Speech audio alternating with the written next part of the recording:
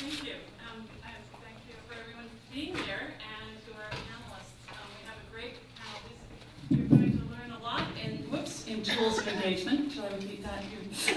You're going to learn a lot in this tools of engagement session because these people represent a widespread spectrum of the tools that you're needing in this changing age. So we also have a fairly short time frame and we want to have lots of time for questions.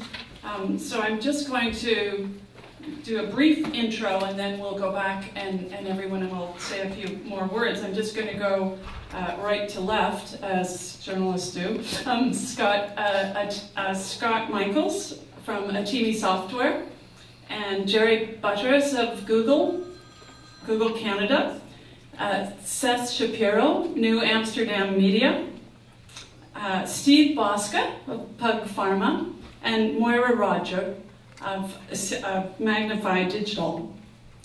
Now I think we're going to just come back, we had agreed to come back to you, right, to kick it off, Scott, with some words about what you're doing at Atimi, which is a leading apps developer in this field. Yeah, well that is exactly what we're doing. So just to give a brief overview, I think a lot of people don't know what gets built in Canada, which is important. So we built the New York Times, Bloomberg's Business Week, and the newly released BTV. We do all the work for the NHL generally and ESPN. So a lot of work in publishing and everything like that. And so I would say the biggest thing that we're seeing in terms of what we're doing right now is helping a lot of people that are in a lot of businesses that are in dying business models. That's probably what we spend the majority of our day doing. Talking about newspapers, are you? I built your newspaper, so it's okay. Exactly. Yes, well, Atimi built the Vancouver Sun's iPad app. And Jeremy, we were talking a little bit about just the tremendous impact and that you may not even realize that what Google is doing in YouTube and what very enterprising people in the industry are doing to use some of the tools. Yeah, absolutely. Absolutely. First, thanks for having me. I lead strategic partnerships for Google Canada, which does include YouTube partnerships as well as a couple areas. I'd echo the point first about Canadian developers. We have a robust operation in Waterloo, and our engineers there are working on some of our top projects, so that's a great thing about this country. Talking quickly about YouTube, we embrace Canadian producers. There's already, you might have seen Brian Glick's great presentation yesterday, but we're embracing many Canadian producers who are doing phenomenal things on YouTube. YouTube's a phenomenal platform to reach a global audience of up to 800 million every month that come to our platform, but offers ways for you in the room to promote your content, to earn new revenue streams and otherwise. As well, I'll probably talk a little bit about our DoubleClick platform today, where we help people monetize on their own websites through leveraging our ad networks and our global ad sales teams. As well, Android is another area I spend a bit of time on. It's now the world's largest operating system. Not yet in Canada, we're about 20% share, but growing really quickly. Gives folks an opportunity to reach people across multiple devices. And then recently we're excited about the launch of Google+. Already just 1 month after public launch, we're at 40 million users and growing rapidly. I'll probably pepper in some comments today about some of the exciting things that can do for you in the room. Thanks. Thanks very much. And Seth? Hi, Seth Shapiro. Thank you. Thanks for having me here. So our company is New Amsterdam Media, born in New York, but we're based in LA now. And sort of similar in a certain sense, the focus for us is sort of the sweet spot between large media companies on the one hand, Disney, Comcast, Verizon, Time Warner, these kind of guys, and then really innovative new companies in things like social, broadly defined, augmented reality, games, all these kind of things, and trying to bridge the gap in terms of business models, in terms of multi-platform strategy, and then also to sort of dealing with this new world of windowing that we see where, in the old world of movies and TV, there was a traditional window where something lived in theatrical and then it moved into secondary exhibition and then it went to maybe premium cable and so on down the chain. Well, I kind of argue that now you have that on one axis and then on the other axis you've got all of these platforms, and on a third axis you've got all of these amazing global territories, each of which are developing their own platforms and have different broadband issues. So we work aggressively to figure out strategies like that for new companies as well as for big ones. Thanks very much, Seth, and we'll go back to that to learn more. Steve.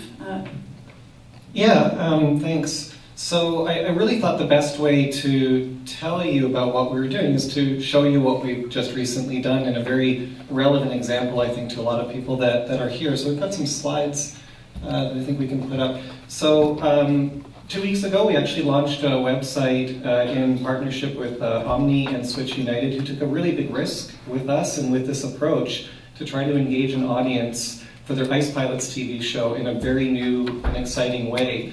And I'll just walk you through some screens that show you how this works, and you'll see why it's kind of innovative and new.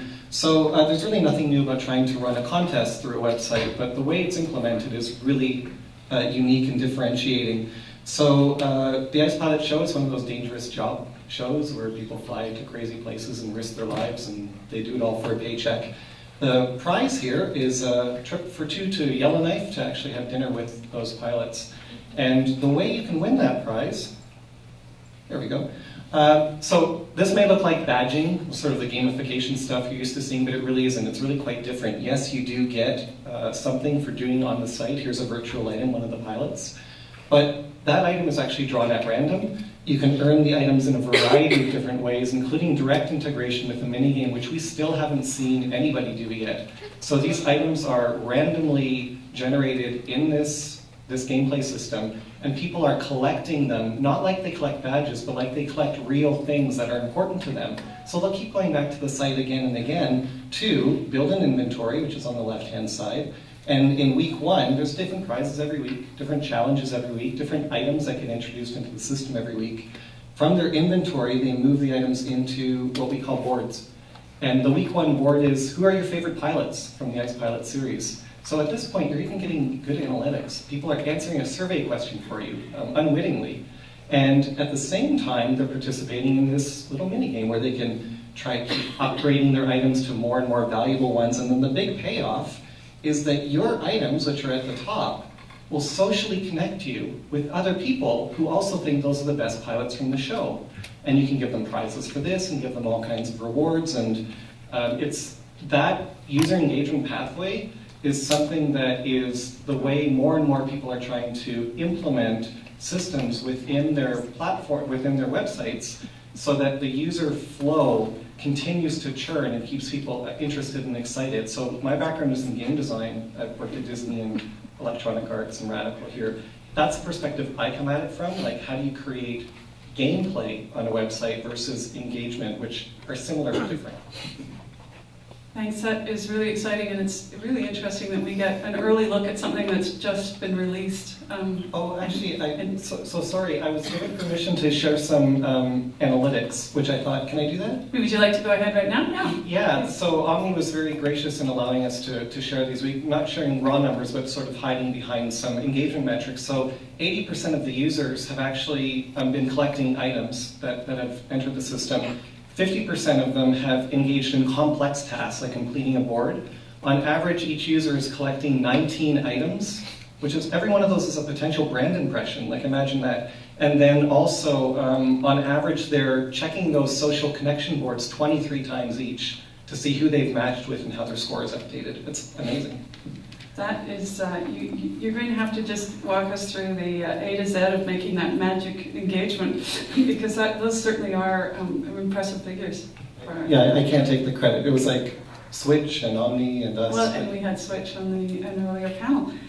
We'll go back to that. Moyra is going to talk about a little bit of some new things coming out of her company, and Moyra is helping producers who are trying to leverage tools beyond traditional media. So it's that kind of juxtaposition that a lot of us are grappling with as old technology meets new technology. Thanks.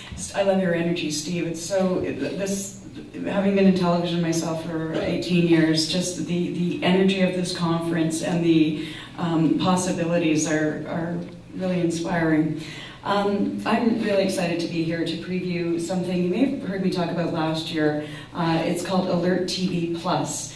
And essentially, it's for content creators, particularly for traditional producers, who now have additional opportunities in mobile and online, and also an expectation to command, if not design and implement digital strategies. So it's really designed to fill the knowledge gap that exists there for some of us.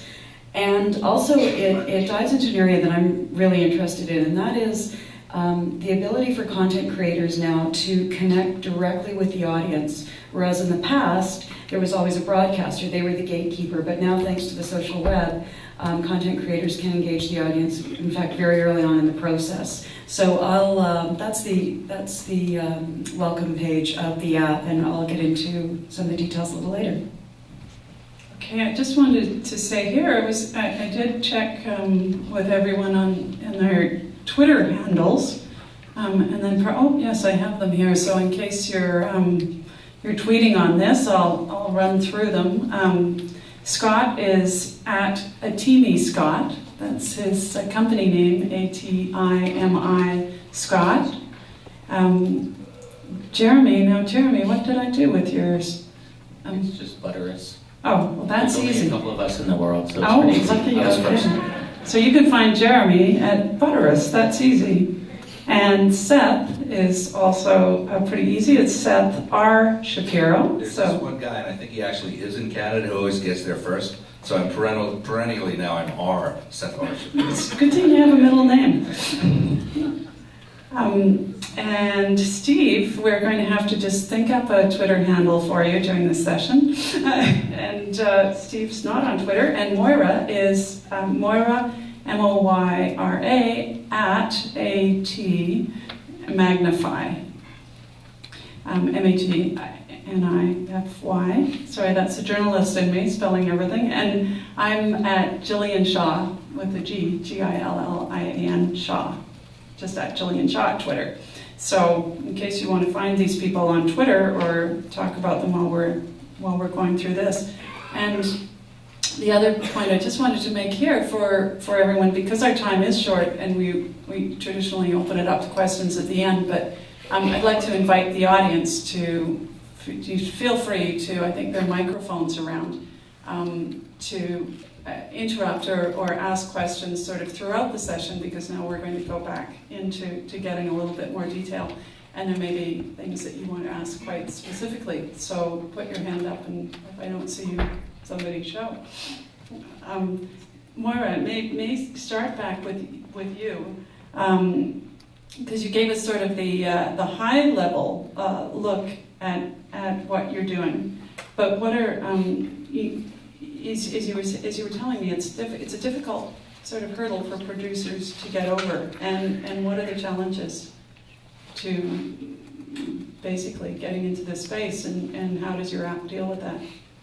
Well, I think really, it's just as I touched on earlier, there's so many expectations now and opportunities, but it seems to me that television producers have, woke up one day and suddenly they needed to be digital strategists, and they needed to understand how to leverage all these tools that are coming at us so fast and so furiously, created by some of the folk here. So the challenge I'm going to have in this session is giving you an idea of how Alert TV Plus works, because it's usually about a 30-minute demo. And so I'm going to just try to give you an overview, and we're at the Innovation Gallery with most of the panelists tonight if anyone wants to come by and actually have a more fulsome demo. Essentially, Alert's a system that we've created over 3 years. Initially, it was created for the PR marketing and ad world, who found themselves in a similar situation where traditional firms had needed to become digital strategists. So we've created the system. Alert is an acronym that stands for the 5 stages that we put every product or service through, be it a television property or a consumer brand. So it's assess, locate, engage, respond, and track. And if we can just, Tammy, go to the welcome screen, I'll try to explain how this works. It's a subscription model. So essentially, when you become a licensee of Alert TV Plus, you come to this dashboard and begin to walk through the 5-part series. Let's go to the assess. Okay. So it works if you have a concept in development or if you've got a returning show. The first phase is always to create a really in-depth assessment, and that's a really rigorous audit of where your target audience is gathering. If you have an existing website, or if the broadcaster has a website for your property, we go in and we really look to see what's working, what's not working, what's the competition doing, what's the online advertising environment like. And it's a piece that I feel is often missed. I used to go and pitch television shows with a piece of paper, not very much audience data. So I think the real benefit is to go in with better proposals, to know where your target audience is gathering, to know what the competition's doing, and to really start to think, or to have a foundation for building out that digital strategy. Once the assessment's done, you go to the strategy section, and very similarly, it gives you, the system gives you step-by-step instructions on how to go out and gather data, and it also allows you to input the data as you go along, and in the background a report is automatically being created. One of the strengths of the strategy section is we include a tool. In fact, I've been talking with some of the panelists about including their tools. And because Alert exists in the cloud, we're in there constantly updating it. So producers who are using it will find updates on an ongoing basis as we find, whether it's a new social TV app or a new platform. And then the last piece is the monitoring section. So once we get people engaged online, it's all about monitoring and measuring. So there's a couple of pieces to this again. We've got an automated tool, an automated dashboard called the Talk Tracker, which runs across the internet and will find what's being said about your TV show or series based on keywords. Keywords could include obviously the name of the show or series, but also cast and subject matter if it's, say, a documentary. And then in the rest of the monitoring section, we show you how to actually create weekly reports if you've got an episodic, or monthly reports to show how that engagement's working. And then the final piece is a resource area, where my reading room, for example, is a dashboard where you can set up. I find it really hard to stay on top of all the stuff that comes into my inbox. I think I could just sit at my desk and read all day. And what I do now with my reading room is I put all the great publications, including, of course, Gillian's column, and I can go very quickly through all the various material. And case studies is the last thing I'll show you, and it's a place where we write case studies that show best practices or sometimes worst practices that can help inspire strategies. So it's meant to be sort of an end-to-end solution. Even if you never plan on doing your own digital strategy and you're going to work with a fantastic company like Switch, for example, to do the digital and the interactive part of it, it means that you're going in with some hard data and with having thought through the strategy so you can have a more meaningful conversation. Thanks, Moyra. Just a couple of, how hard is it to set this up, and is it a costly, or can small businesses get into this? Or yeah, good question. It's it's very easy to set up because it's just like logging into a website. We're working really hard to keep the monthly price down, having been an independent producer and knowing that revenue goes like this. We're hoping to get a title sponsor on this, hopefully Telefilm. Is anyone from Telefilm in the room? And then we'll try to keep the monthly rate down to something like $3 or $4, somewhere between $300 and $500. That also includes ongoing training and all the updates and whatnot. Okay, thanks very much, Moyra. One of the things you see, Scott, and probably a lot of people in the audience, you're dealing with a lot of sort of people in the traditional broadcast media and coming into this field, and what are their biggest challenges? Like, what do they ask you? I can only imagine from our business, people sit around in boardrooms for months and years figuring things out, and the speed has just changed dramatically on that, right? Yeah, like at a crazy pace, actually. So Probably the biggest challenges that probably people in this room face as well is they're trying to figure out what their strategy is going to be in both, say, mobile web and applications, and waiting too long, right? So this is a real first mover type of thing. Things change really quickly, and honestly, I feel really sorry for a lot of people that we deal with and that they're charged with doing a digital initiative, but unless you're literally doing it all day, every day, and that's all you do, you're going to be behind. And so we've had to do things like make production time change, budgets have changed dramatically. So we're now trying to do like build outs in 3 months, and no longer than 3 months, 3 to 4 months. Usually the end we're doing design and strategy at the same time we're doing the build, so we can hit market in time. So is that from the minute somebody comes to you with an idea to when it turns up in the App Store? Yeah, generally, except usually the first minute is, I'm sorry, your idea is done or over and we should do something else, which is sad in many ways for the clients, but it's necessary, right? Like pushing out a Me Too isn't going to work. And going in with something too small is, I would say, the biggest mistake I see in media today. Going out with something so small because they have a really small budget, or they have call it a small idea, and then those applications fail in the App Store, they don't get any users, and it's up and gone within 2 weeks, no one cares.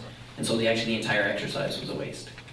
And I think one of the things I'm here to let people talk to me about at any time is like, this is where the rubber meets the road, and getting this stuff done, and putting bodies on it, and talking about like using tools wherever you can, like start using these kinds of tools, use aggregators, don't try to do a lot of stuff that's been done before. This is much more of a buy not build for a lot of the pieces now. And budgets, right? So when we started this, when we did like the New York Times and stuff 3 years ago, these budgets were like $50,000 as a high-end budget.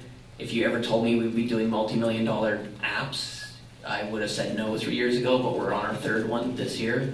And that's Is this the like the hockey franchises or the big sports franchises? It's the sports franchises and the big businesses. Essentially, call it like an NBC or like a big company, just essentially saying we have to have a single digital property that is a house for a lot of our work, which means you hit $1 million pretty quick.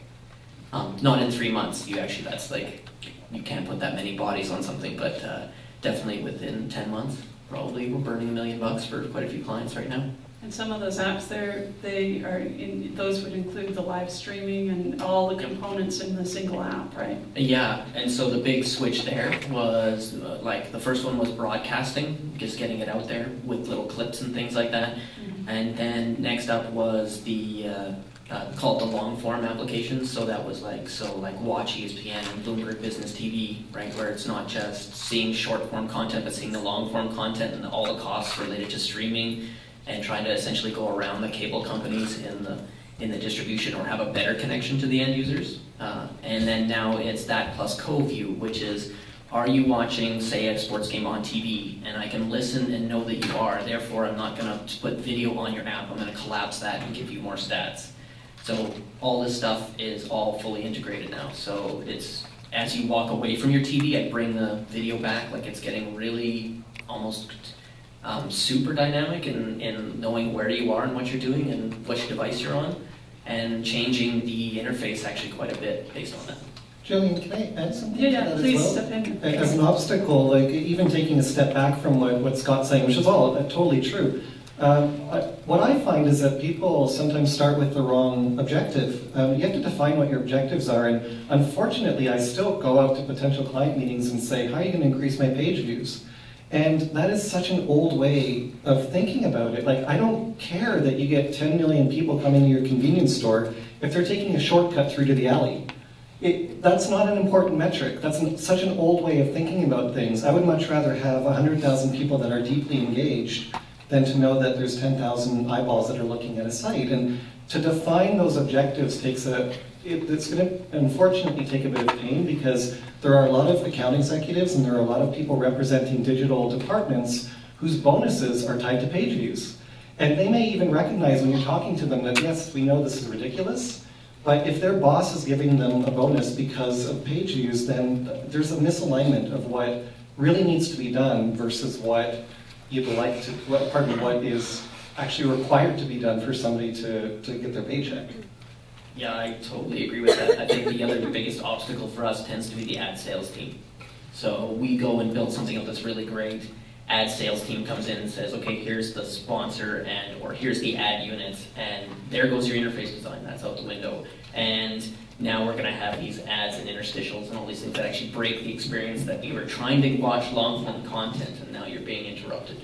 And that's where like the YouTube kind of style and having ads that float in over the video make a lot more sense instead of the breakages, but it's really hard to get that over to the client quickly enough that they have to make a decision within a week or we're going to miss our date, right? Well, that you could maybe step in here, Jeremy, because that's making money. Yeah, and of course, I like the comments that were just made. You know, at the end of the day, you need to make revenue to make all of these endeavors worthwhile and pay for the costs associated. But certainly, I agree absolutely with the point about thinking long-term. Page views as a short-term metric might spike your ad revenue, but if you're turning people off in the long run, you will suffer. You know, we talk a lot about engagement on YouTube. That's why we're really embracing longer form content and really original executions. One example I love, a way to embrace the community and drive real engagement, was the YouTube Symphony. We asked talented musicians around the world to upload videos of themselves, and then users voted on the top performers, and then out of that, the producers of this event created a 101-person symphony that was done in Carnegie Hall and in Sydney. And because people were along for the ride and emotionally invested, it created tremendous tune-in and distribution. Similarly, on the advertising side, I certainly agree. You know, video advertising is still important. That's where high rates are, but it should be balanced, I believe, with other formats. But we also talk a lot about the perfect ad. How many of the people in the room have enjoyed the Old Spice ads? Yeah, so great example, right? People want to watch that content. We created a channel on YouTube for that. And we actually, I talked to some people earlier about this. We had a battle between the Old Spice guy and Fabio from the romance novels. But people enjoy content. So, you know, targeting sometimes has negative connotations, but really if you bring ads that people want, and there's research from countless organizations to prove this, they enjoy the ad and they actually enjoy the content more and stay more engaged. So balance is a key. Can you talk a little bit more, which are giving some, what I thought were fairly staggering figures, and which I thought would be of interest to this audience, on filmmakers and indie filmmakers who are just using YouTube as the channel, as a kind of a low-cost way to get out there, and not just showing to friends and family, but getting really significant viewership. Yeah, sure.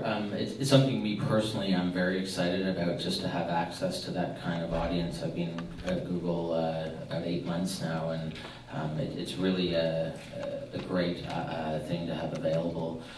But it unlocks great opportunities. You know, there's a lot of talk about the fragmentation of content. You know, we're in almost a 1,000 channel universe on television today. And if your content only appeals to 1% of people or 5%, it's still tough going. On YouTube, 1% of people is 8 million people per month. And so we talk about the democratization of content in that independent producers and major producers are on a little bit of a level playing field. A lot of the old rules still apply in terms of, you know, ensuring you get awareness and promotion, but with new ways to engage audiences and to incorporate their input into your content and interact with them, whether it's on YouTube, on Google+, on other social media platforms. It certainly creates amazing opportunities. A couple of great Canadian examples. Brian Glick, one of my colleagues at YouTube, spoke about Epic Mealtime yesterday. These guys are just doing tremendous things and earning a nice revenue stream along with that.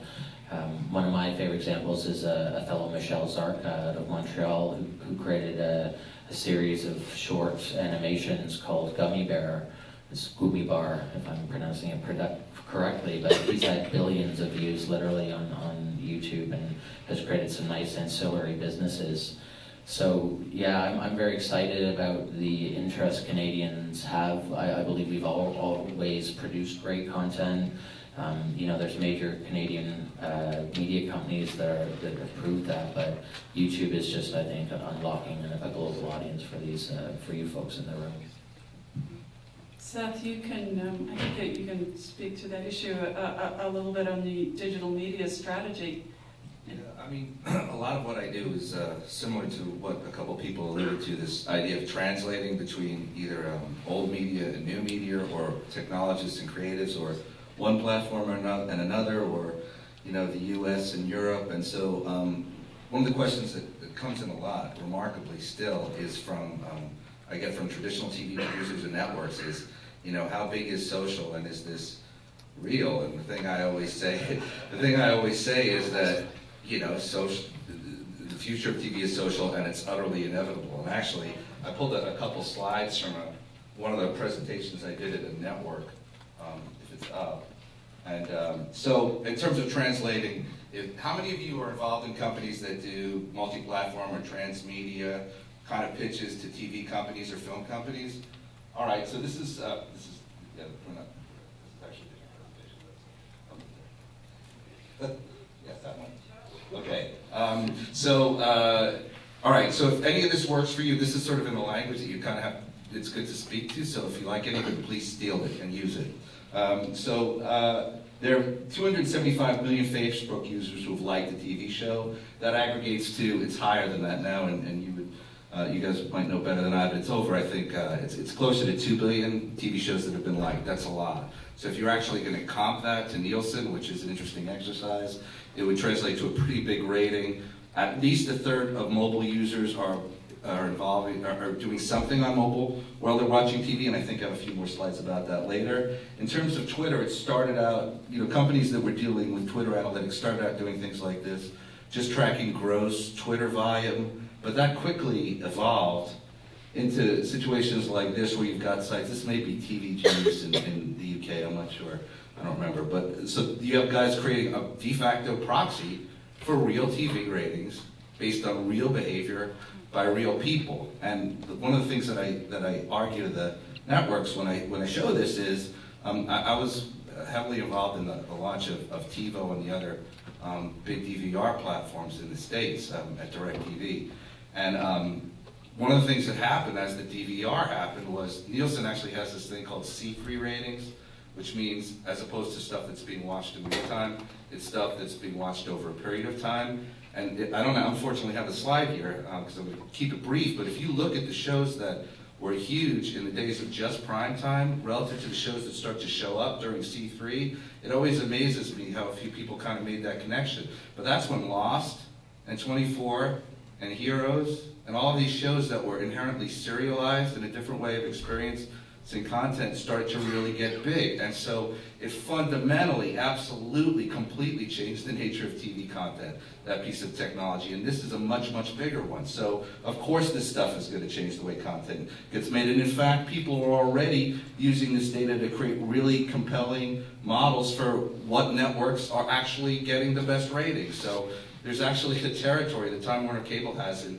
Hawaii called Oceanic, which is a really cool little test bed. It's like the dirty little secret of the American cable business because they actually monitor every set-top box in their jurisdiction and know to a remarkable degree what's really going on. And I remember going down there like 5 years ago, and you'd look at Nielsen ratings versus their real ratings of what people were actually doing, and it was just staggering how much lower, you know, the real behavior was on traditional TV. So this stuff is really meaningful.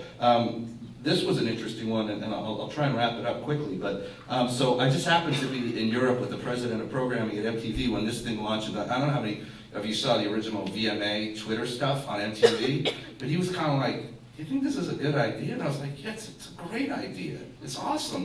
This is transformational." And they were kind of nervous, and I understand because Viacom doesn't necessarily get it. But what they did was they started tracking Twitter feeds by celebrity across different platforms. And I think it was on one of the earlier platforms, somebody, Jonathan, I think his name was, mentioned something about the issue around time delays, like the fact that you've got a show going out 3 hours earlier on the East Coast versus the West Coast. Well, in this case, that was kind of an interesting asset because I was watching it once, and all of a sudden, so in the original instance of this, they had graphics for everybody's heads, right? Where all the celebrities had a little circle with their head on it.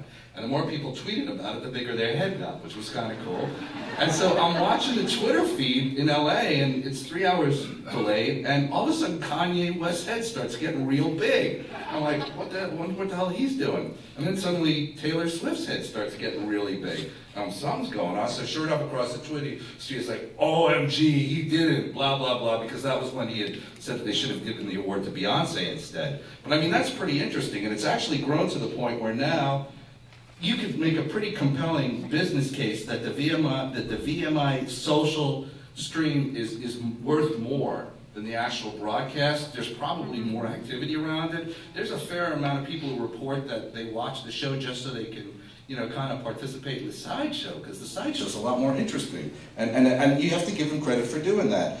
So really quickly, just in summary, when you start to put all of these kind of feeds from Twitter and from Google and from YouTube and all of these different sources together, I don't know if you can read this, but you start to get a really interesting picture of people's behavior that's, again, multidimensional and tells you a lot more about who your audience is. And in terms of, does big media get it? Well, I'll answer it this way. Before Comcast acquired NBCU and became this even bigger juggernaut that they already are, Brian Roberts, who's the CEO and a really smart guy, went to the cable show, and instead of talking about a new program deal, what did he show?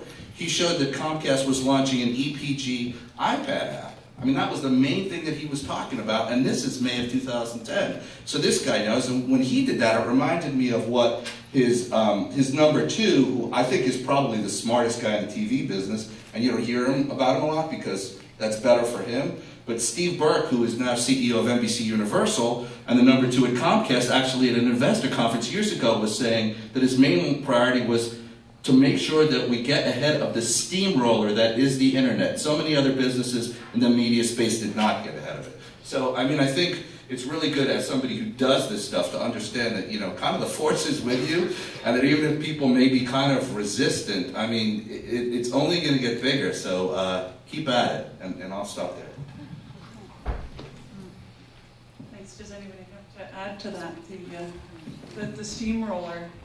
I can add to the slowness of some of those bigger companies, including like the Nielsen's and the Comcasts in the world. Like for tracking metrics, we're using Omniture, because a lot of the big companies use that. But there is no Comcast SDK for these devices. There is no Nielsen SDK for these devices. And we've called them, and they're just like, well, we don't really think it's a big deal right now. We're not into it. And we're just like, are you kidding? Like, you're getting killed because your metrics don't actually match what's happening. And they provide like a web-based SDK, but that doesn't cover me for offline and all the things that are inherent in these types of applications. Yeah, they are doing both. Sorry, go ahead. Well, I was just going to say, it also highlights the need to overlay the creative aspect of content creation with the analytical aspect. Those are generally left brain and right brain things, but it's important to use both. On YouTube, for example, our premium partners get access to real-time reporting with 100% sampling, not 5%. But using other social media platforms, and also talking to your users are all critical in the ongoing evolution of what you're doing. I mean, there are trials. I don't know what's happening in Canada, but we see like Mizo, DirecTV, and Mommy's another one that's coming out publicly. There are more trials, but they're pretty far behind what you guys are doing, for example. I just wanted to flag on that note something we're working on with Alert in the second quarter of 2012 that'll be rolled out, and it's a monitoring dashboard that we showed that actually will go in and scrape findings from social TV apps like Philo and Miso, because there's nothing right now. Even with the large companies that are monitoring companies that are designed for PR and marketing firms like Cision, Radian 6, Scout Labs, so there's nothing specifically geared for this industry. So that's something we're working on with another company in Vancouver, and we'll be excited to roll that out next year. One quick point I just thought if I can help but add too is you can use some of these other platforms to in turn drive more marketing and adoption, not just get your own analytics. Something, selfishly I'll talk about, but we were excited as part of Google Plus is you can now +1 your web page or your content. But that then factors into the search algorithm on Google so that now people are actually getting a social layer on top of their search, driving huge word of mouth. So if you're getting high +1s on your content, the world will, and particularly your group of friends who are in your network are going to see that. So you as producers of content and owners of websites get potentially another layer of exposure that drives free marketing. We have clients asking us to add +1 to the apps, but there is no true mapping from that to the web analytics. So there is still holes there, right? They're like, we want to do this. We're like, well, we can't today, right? And just taking that one step further, I think there's a lot of things that people overlook as potential revenue-generating possibilities. I know from my experience in dealing with potential clients and meeting with them and having these discussions that one of the last things that I ever feel comfortable mentioning is that you can actually use what we're doing to make money. Because as soon as I say that, they don't believe me. Like the web costs you money, right? Like that's I think the predominant belief that this is a place that you sink money into to somehow do something with your audience and we'll figure things out later. So I keep that in my back pocket. I don't even bring it up because of the suspicion that it raises. And yet the truth of it is, as soon as we got people doing things, again, my background being game design, there's that whole free-to-play model where you give something away for free, and that's the way the web works. You take the most valuable thing that you have, and you give it away for free. I mean, YouTube's a great example. There were so many predecessors to YouTube that thought, okay, giving video content is valuable to people. We'll charge them 50 cents, we'll charge them $2, we'll charge them monthly subscriptions. It took YouTube having the smart sense to come along and say, well, what if we give that away for free? Like the most valuable thing that we've provided here, let's give that away for free. Can we monetize the periphery?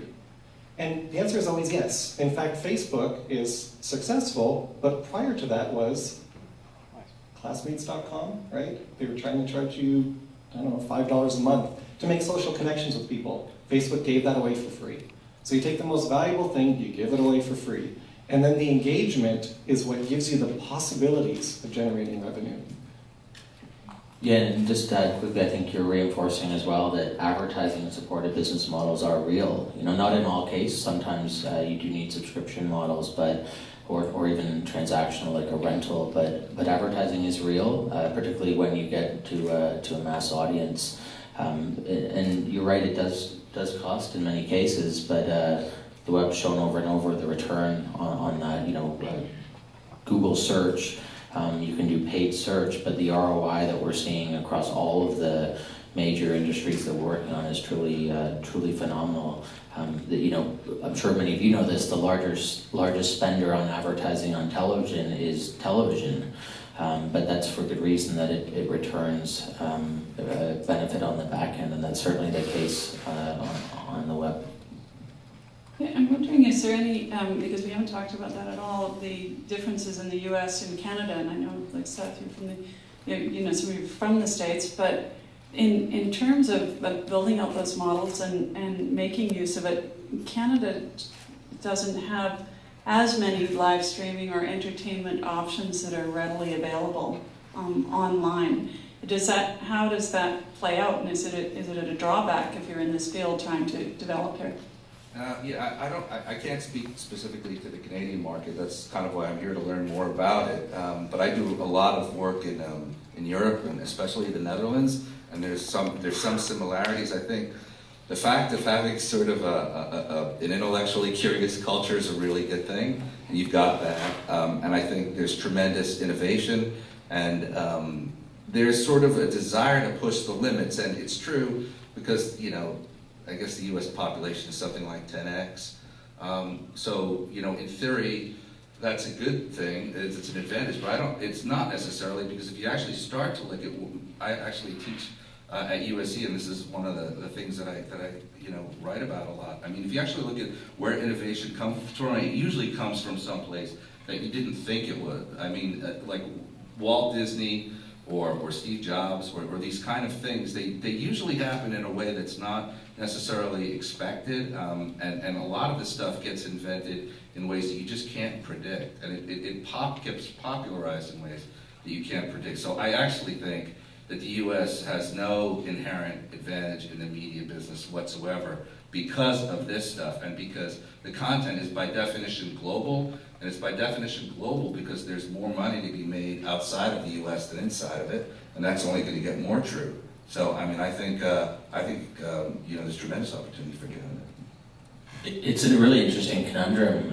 Canadians on the demand side over-index. We have generally among the highest broadband penetration rates on YouTube. Canadians consume more on a per capita basis than any other country in the world. But you're hitting on an important point on the supply side. We aren't necessarily ahead. Less than half of Canadian small businesses have an online presence. You see even major Canadian companies without a mobile website. We're trying to help at Google. We launched an initiative called Get Your Business Online, which was done out of Canada first, where we're giving small businesses a free website for a year, free search advertising. But yeah, there's certainly a long way to go. Yeah, I can speak to that too, because a lot of the projects we do aren't even available in Canada. We live here. I think it has to do where like the production is happening for some of the bigger companies too. Like HBO is a great example. So I'm in New York all the time working with HBO. We built them this great application. Canada, that's Astral Media, which owns the license to it. There's no app available in Canada, right? And there's actually no real reason technically why not, other than straight licensing and sort of fee for content and like the digital right for crossing the boundary. And generally around the music that's in the shows, which is where the bigger problem is even than the video content itself. And that happens all the time. So in terms of when, like this panel is a little bit talk about tools and how to get this stuff done. Number one, make sure all the accounts that you have in iTunes and everything are US accounts. That's how all of ours are, because I'm missing out on 30-40% of possible competitors if I'm only looking in Canada. So it's easy to set those things up. You can look on Google. There's a way to trick iTunes in like 5 minutes. You just have to do a little bit of trickery, but you have to do that being a Canadian to get your job done, right? Like, how did I build this HBO app if I'm geo-blocked? Well, I found a way, and we always find a way. And that's how agile you have to be in Canada to get the work you need to get done. And you go into these meetings and they're like, okay, did you watch the show? I'm like, yeah, I watched it. And they're like, how? And I'm like, I'm not going to tell you how, but I know about this show because I got access to it, like everyone else in Canada, right? And even though we're currently denied in a legitimate way. I think we do. I can't write the how-to guide in my column. I don't know whether I'd be allowed, but I have so many iTunes accounts in different countries that I actually lose track of what I have. But you're absolutely right. You go to look at an app, and I review apps or look at apps, and all of a sudden, no, you're blocked because we know you're in Canada. No, but really quickly, I think that actually turns out to be something that happens historically a lot. It's pretty interesting that sort of scarcity that shows up can really super drive innovation. As a matter of fact, every time, I'm not an expert on this, but from what I know from folks who live there, expats, every time this happens in China, every time that this issue starts up, somebody creates a new VPN structure and gets around it. I mean, in a weird way, it's sort of like, like the Beatles going down to London to buy old blues records. When something's harder to do, you kind of rise to the occasion. It's not necessarily a bad thing. And frankly, shame on the the inefficiencies of the system that keep the content restricted. There ought to be a deal in place. We're talking about HBO Go? Oh, well, yeah, you're talking about Go. You're talking about the promotional content, like the non-high value content, let's call it. Like, you're not even a subscriber, and you still can't even watch a clip or engage in the social because that app is not targeted or available in Canada. So like really quickly, that's an example of somebody who actually dropped the ball a little bit, I think, in the case of HBO, because I used to work with Showtime, and they developed a really great strategy, and actually it still works to this day. Showtime used to be, I think, like about 33% of HBO's subscription rate, but now when you think about Dexter and so many of the great shows on Showtime, they're pretty, I don't know what they are in terms of sub-base, but they're kind of in the neck and neck department, and a lot of it was because of the way they handled that stuff. They did, to somebody's point earlier, they just started giving it away for free. The first episode of Dexter was free on iTunes. They've really aggressively moved to make trailer content for Weeds and Dexter and other shows available, and I think actually, it's sort of a great case study in what to do right. Well, yeah, I mean, like, I would say directly comparing them with ESPN is like night and day for how free they are with their content. And not to pick on HBO, but it's not even the people that we deal with. It tends to always get stymied at a higher level, generally at legal.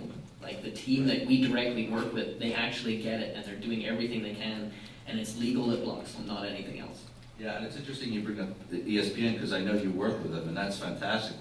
The hard thing about working with them is ESPN is so much an order of magnitude more valuable than anything else in the cable business. If you actually look for monthly license fees in terms of where the dollars from your cable bill goes, I mean, I've done it. It's literally like that. ESPN is about 3 times more expensive than anything else. It's over $4 a month US, and so they really are aggressive because they've really got a lot to lose if the cat gets out of the bag. Well, but they're commanding that dollar value from those funds because we build things like Watch, which means we authenticate. You're an ESPN subscriber, you can watch it absolutely anywhere, right? So they command that high value because they're pushing with digital and they're actually making sure everybody can access it if you've paid for it in any way that you want. Delivering value added. I know I promised the questions from the audience, but we only have a few minutes left, so I want to make sure if people have questions. Now's the time.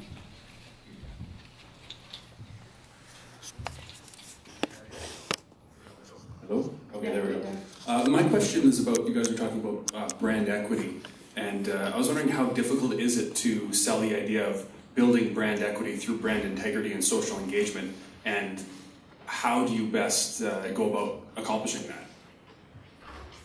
I can go to anybody. Who would like to take that one on? No, don't all jump in at once. I mean, just on our side, we do it strictly in sports. It's strictly fan engagement. So your brand equity becomes fan engagement, and right now, most importantly, engaging younger users. Hockey in particular is losing the younger audience, so we spend a lot of time on brand equity and having, like, say, the Canucks brand be more appealing to younger viewers. And so it's like a strategy in that, but also always maintaining the brand and the look and the feel and everything is still always being that we are all Canucks, right?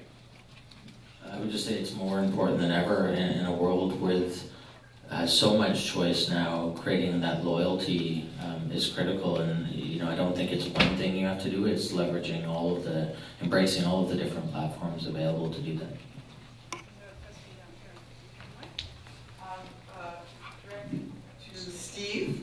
Steve, I was very impressed with your project that you showed us early on in this discussion, because it seemed to integrate many of the online elements that we all want to utilize and put it together into what you referred to as engagement. And you mentioned engagement versus gamification. So I thought it was really quite wonderful the way you did that, at least at preliminary glance. Do I have to give you money now?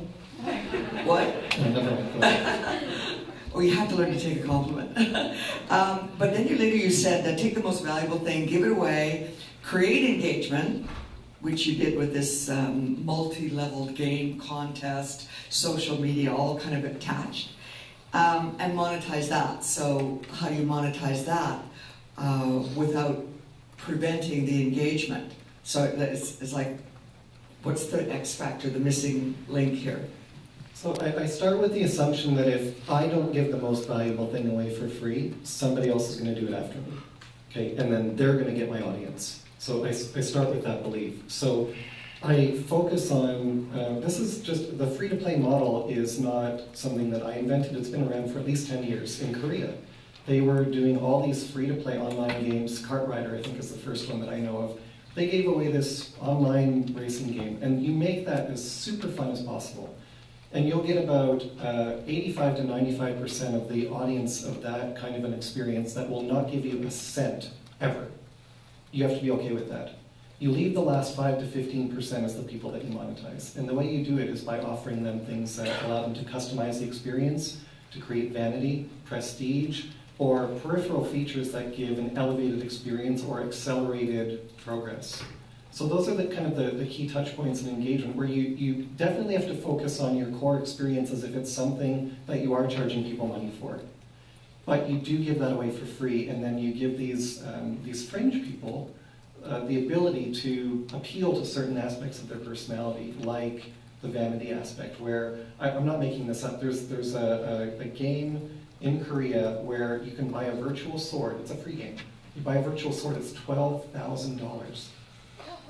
And people will buy this sword. There aren't many of them, but it just takes one person to buy that for it to be cost effective. People will buy it. It's like an artist creates a little icon, it takes them half an hour. So the people are walking around this game, and they're like, oh, there's a guy with a $12,000 sword. That's the benefit that this person gets, and that's enough.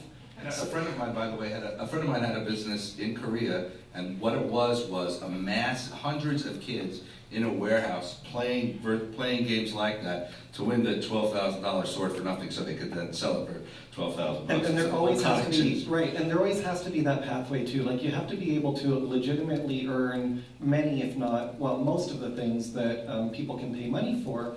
But you can pay money to accelerate your progress there. So if you put in 200,000 hours, maybe you could earn this sword yourself. There's a gameplay balance there. And I mean, people call it engagement gameplay, whatever you want to call it. It's getting people hooked, making most of the people happy, even if it's for free, and then having a percentage of them that want to buy their way to some other personal benefit that they feel. Does that answer your question? That's a great answer. I think we'd all like to know how to get that your game into the app that will make us $12,000 per sword, Steve. But I think we're actually running out of time. If you have more questions for our panel, I think that lunch is on next, so we might be around for a few minutes if you would just want to talk to them. And thank you very much, and thanks to the panel for a great discussion this morning.